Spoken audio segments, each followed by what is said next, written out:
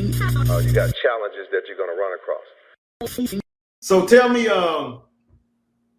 about maybe your toughest game in Green Bay, something that really, because you played injured a lot. We're going to get to that part too and talk about, what happened to you in your career. But what would be the toughest game that you played that you felt like was more physical?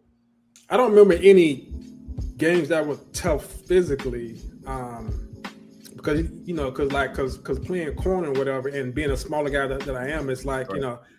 You have to protect yourself. You know right. what I'm saying? It's like I have no choice but to like bang on somebody, whatever. Right. You know what I'm saying? So, I was always, I think in college it was different because it's like, even though players were big and strong, but it's a different level of big and strong in the NFL. So in college, a different story is like I would hit a guy head on, but in NFL, it's like I have to protect myself, and the guys are a different beast, man. So got to make a business decision.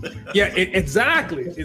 And so, it's like I was always cautious of making sure I don't get myself in a position to where I have to go head on with somebody like that. Yeah, because you can injure yourself and you out. So exactly.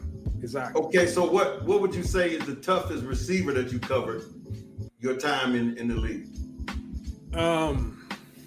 Besides Jet, you mentioned James Jet that you admire, but I'm saying, like, did you cover any tight ends? Did you deal with any inside?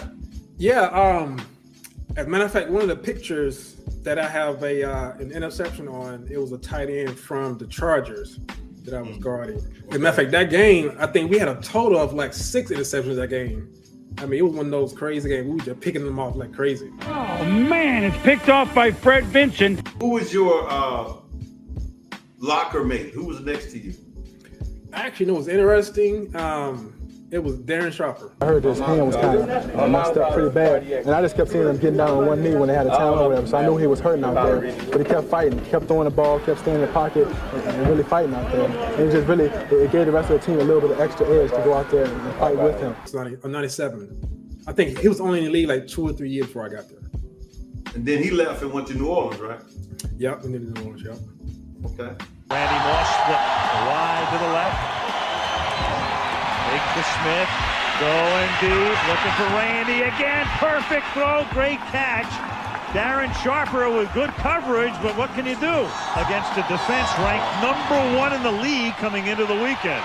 Make sure that you like and subscribe and hit the all button and all that kind of stuff, because we're going to have a lot of good interviews on this podcast.